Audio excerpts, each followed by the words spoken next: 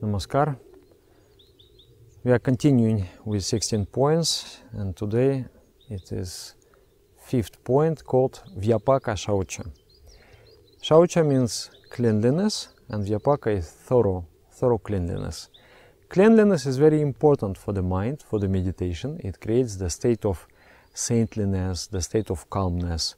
And this technique is not only about cleanliness, but it also creates a special impact on the nervous system, which is very beneficial for the health and concentration in meditation. So it is really very important practice. If you do it before meditation, you will enjoy a very beautiful meditation. So Vyapaka Shaucha. I would like to explain how it is done, and then after I will explain the benefits. You take the cold water and apply it over the navel point, and then from behind on the projection of the navel at the spine. Then you empty the urinary bladder, you pass urine, and then you pour the cold water over the genital organ, just like in the first point of the 16 points. This cooling down of the genital area also calms down the nerves and helps in meditation. Then you pour the cold water, actually as cold as you can find.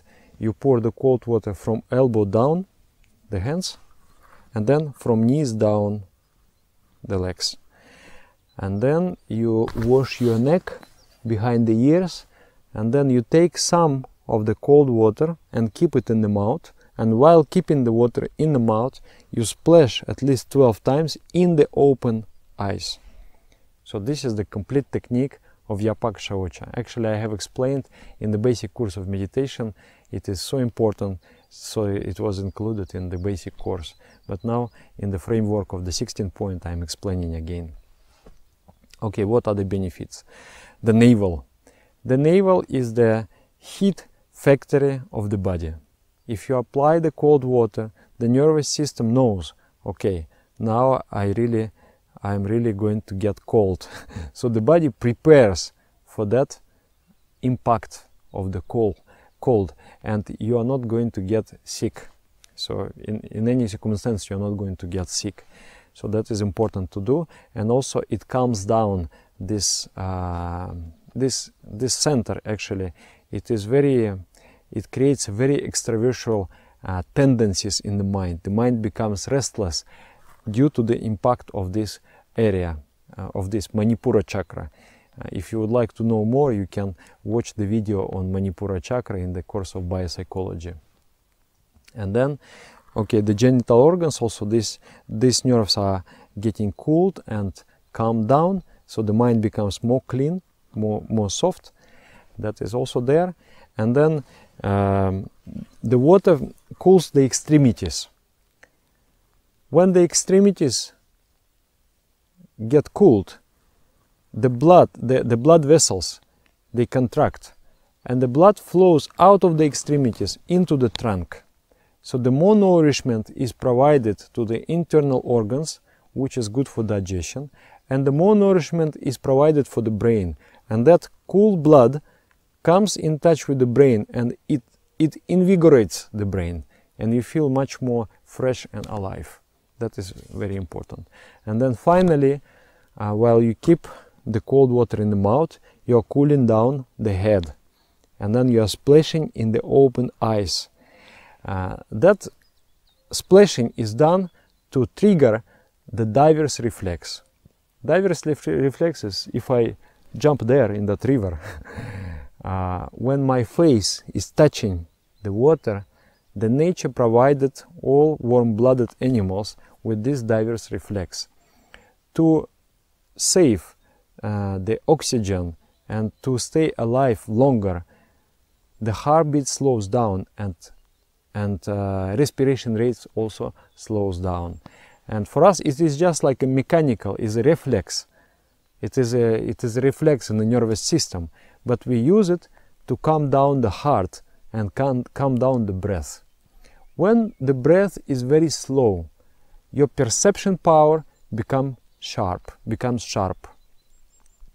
I have a friend, he used to enjoy manipulating his breath. He would do pranayama technique, and he would do it for 1.5 hours. And during those 1.5 hours, he would only take 14 breaths. Breathe in, breathe out 14 times. He would become very, very, very motionless and would just sit and do that. And I was curious, so how is it? He said, you know, you become so concentrated, you become so focused.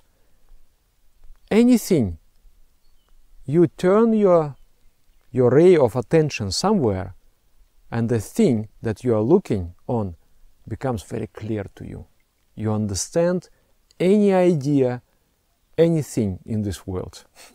And he actually, I experienced that he had remarkable memory power. Anything he perceived, he would just recreate so easily in his mind. So that is one yogis for many thousands of years, they were experimenting with the effect of the breath on the mind and the body. But anyway, this is not the topic.